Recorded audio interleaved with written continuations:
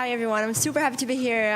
As already said, I am a bit on the funding side. I select and identify the companies that come into the accelerator, so I get a lot of pitches every day, at least 5 in person, and see a lot of pitch decks. I haven't started my own business, unfortunately, yet, but I think I got an idea from there already, what works and what doesn't work, and what we look for usually if someone pitches to us, and I'm trying to sum that up a bit in a couple of slides. So when we get founders coming in and they try to quickly explain to us what they do, we get a lot of buzzwords, because I think the problem is that the word business model, to explain a business model, is really, really complex. It has a lot of components. And so we get a lot of like, oh, we're SaaS, so software as a service, we're pay as you go, we're on demand, freemium, and also these Airbnbs for, Uber for. First of all, I mean, you use those words to maybe make it clear what you do, but do stay away from those Uber for, Airbnb for. That doesn't attract anyone, because you don't want to be just another business model in a different market, but you want to build something by yourself, right? And that's the first mistake that a lot of people make. You can use stuff like SIS and stuff like that.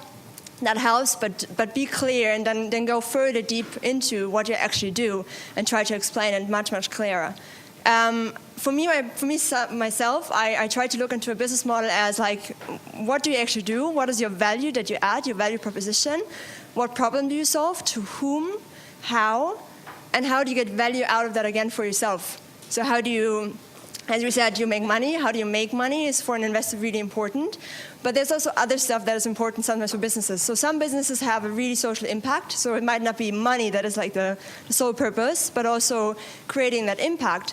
Or other businesses might rather go towards creating a great user base and then selling this user base and this data to someone like Facebook or Google. So it's not only always about money, but money is a big part. And yeah, to sum that up, I tried to come up with this little thing that basically is the business canvas model, but in a bit smaller.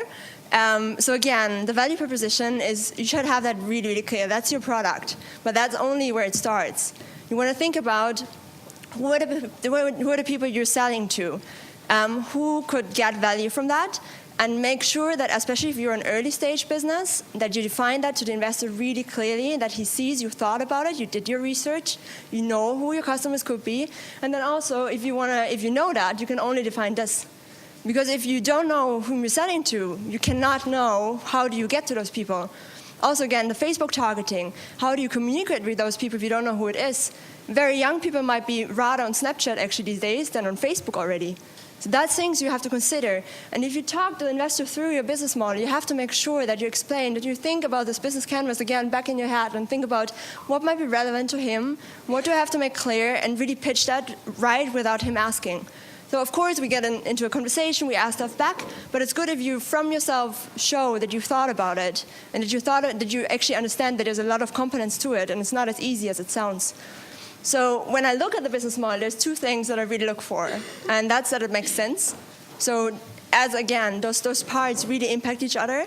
The way you cater to the customer impacts how your products look like, impacts how you're going to scale it. That's also a really important factor.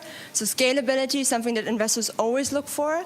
And as we heard, that sometimes involves even to scale down on your actual product or on your market or on your customers, and to then be able to sell to more people in the target group, and also to be distinct. And that's why, again, don't be just another business model in another market or another product, but try to really get a competitive advantage out of your business model.